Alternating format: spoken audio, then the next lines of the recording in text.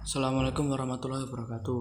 Perkenalkan, nama saya Sandi Bintang Rufai, NIM 102 2051, kelas SSMC. Kali ini saya akan mempresentasikan etika bisnis Islam dalam sumber-sumber hukum yang digunakan di dalam Islam, yaitu Al-Quran, As-Sunnah, Ijtihad, Ijma' dan Qiyas. 1. Al-Quran. Al-Quran merupakan firman Allah yang diturunkan kepada Rasulullah untuk seluruh umat manusia.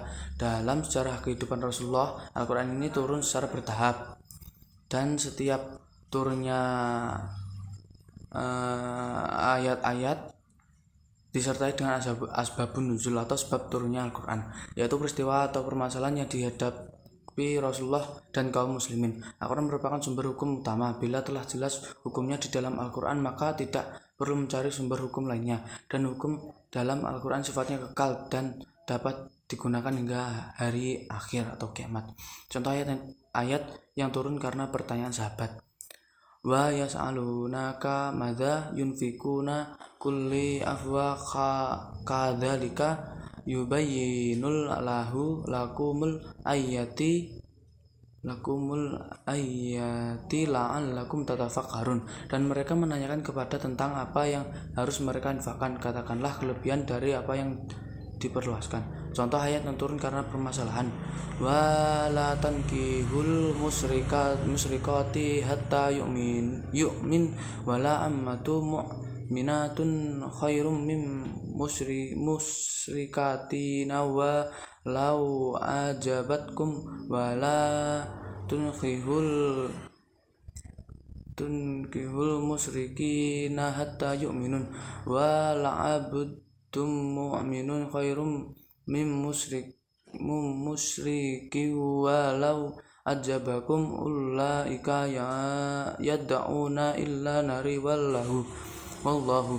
Dan janganlah kamu nikahi perempuan musyrik sebelum mereka beriman. Sungguh hamba saya perempuan yang beriman lebih baik daripada perempuan musyrik meskipun dia menarik hatimu. Dan janganlah kamu nikahi orang laki-laki musyrik dengan perempuan yang beriman sebelum mereka beriman. Sungguh hamba saya laki-laki yang beriman lebih baik daripada laki-laki musyrik meskipun dia menarik hatimu. Quran surat Al-Baqarah ayat 221. As-Sunnah. Sunnah adalah segala perbuatan, perkataan, persetujuan dan cara berpikir Rasulullah SAW, diriwayatkan oleh para sahabat tabi'in. Hadis digunakan untuk mencari keterangan lebih lanjut dari ayat-ayat Al-Quran yang bersifat umum untuk melengkapi atau menjelaskan maksud dari Allah. Hadis ada yang merupakan kalam Rasul, ada yang merupakan kalam Allah lewat Rasul, disebut dengan hadis qudsi. Contoh penentuan hukum dengan hadis yaitu sholat 5 waktu. Al-Quran hanya diperintahkan untuk sholat, namun tidak dengan keterangan tata caranya. Kemudian lewat hadis kita bisa tahu dengan benar apa yang benar sesuai yang diinginkan Allah Azza wa Jalla. Ijtihad adalah merupakan semua kemampuan dalam segala perbuatan guna mendapatkan hukum syara' yang terperinci. Dasar hukum ditetapkan ijtihad sebagai firman Allah dalam surat Asy-Syura ayat 38.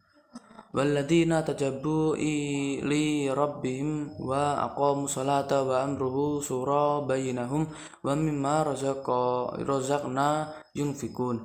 Dan bagi orang-orang yang menerima mematuhi seruan Tuhan dan melaksanakan sholat, sedang urusan mereka diputuskan dengan musyawarah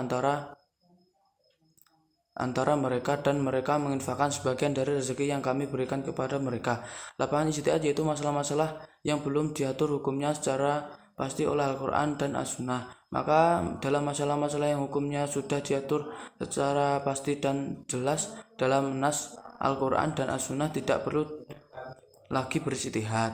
Ijma' 4, yaitu sebuah kesepakatan ulama mengenai suatu perkara bila tidak ditemukan hukumnya yang jelas dalam Al-Quran dan hadis. Ulama menyampaikan arti ijma' adalah kebulatan pendapat semua ahli ijtihad umat Muhammad sesudah wafatnya pada suatu masa tentang suatu perkara. Urutan penentuan hukum melalui ijma' adalah sebagai berikut.